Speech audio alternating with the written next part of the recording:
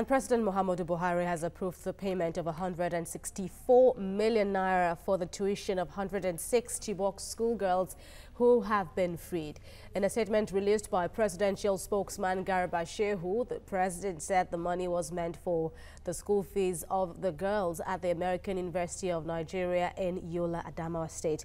Well, let's talk about this and get more on this now as we bring in now member of strategic team Bring Back Our Girls. Bukky Shonibare joins us once again from Abuja on this. Thank you very much, Bukky, for joining us on TVC News. Are you satisfied indeed with the progress and rehabilitation of this 100-plus girls who've been released?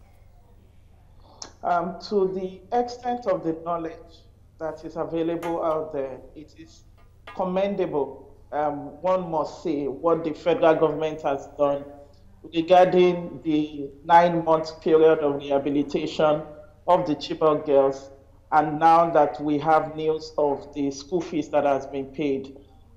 Yes, we have conversations around expectations regarding continuous communication, progress reporting, and everything, but with the information that is out there, it is commendable.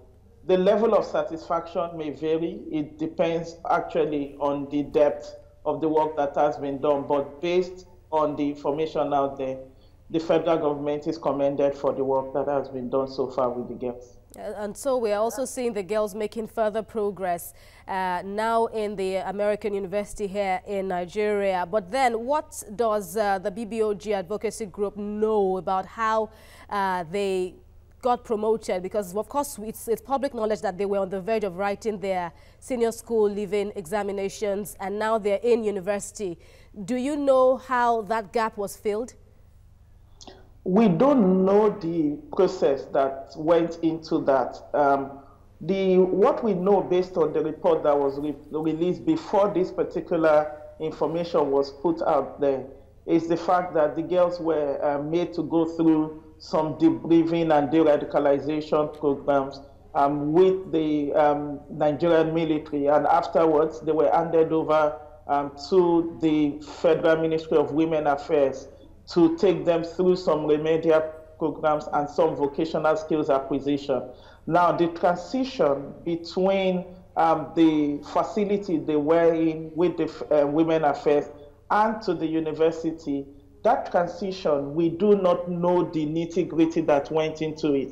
One would expect that beyond writing remedial course exams or going through some kind of remedial classes, there has to be some form of intersection, because like we know, some of these girls are unable to speak properly in English.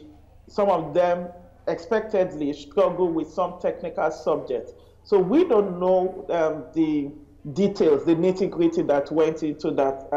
I want to expect that would have been done. If that has not been done, then this is an opportunity for the federal government to ensure that plans and programs are put in place while they are in AUN to patch up with the educational gap that we know exists with these girls. And of course, this appears to be the first time that the girls will be having a somewhat bigger interaction with the open world. Now they are going to regular schooling arrangement environment away from their isolated experience. Now, from the framework that I know BBOG had all along, not just advocating for their release now, but you also had, of course, a framework for their rehabilitation. Is it right for them now to, or healthy for them now, you know, to meet their peers and perhaps, yes, the outside world?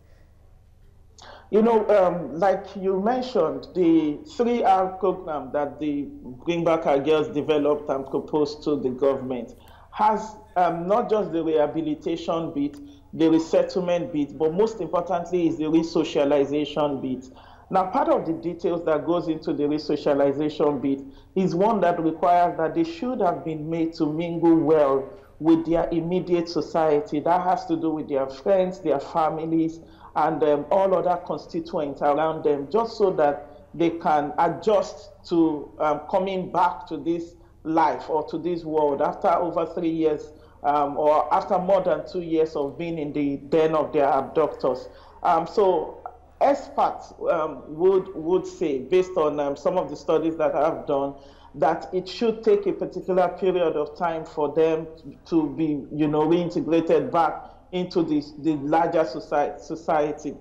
However, I don't want to speak as one. I want to say that based on my own logical perspective to this, I want to expect that the team of experts, the UN has been involved in this work with the federal government, some of the experts within the federal government. So I want to expect that the metrics or the yardstick that they should have used to measure the extent of readiness for these girls to be socialized in the larger society must have been ticked. If that has not been done, then we might just be setting ourselves up for a bigger problem. All right, Bukky Shonibare, many thanks for your analysis now of payment of 164 million naira now for the tuition of 106 Chibok girls. Thanks a lot, Bukky.